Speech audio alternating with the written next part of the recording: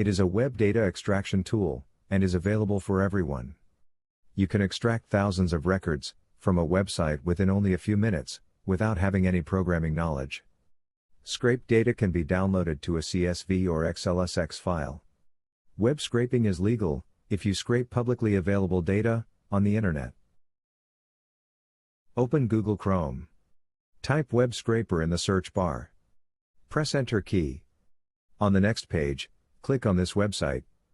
You will reach the web scraper page. You can also directly reach this page by clicking the link given in the description.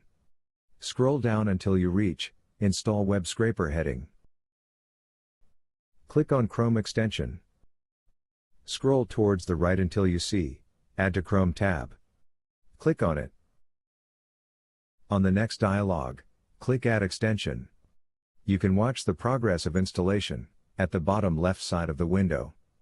After the extension has been installed, you will receive the message, "Thank you for installing Web Scraper browser extension."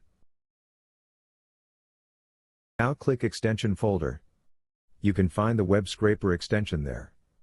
Click Pin icon. As soon as you do so, Web Scraper extension will move out of the folder.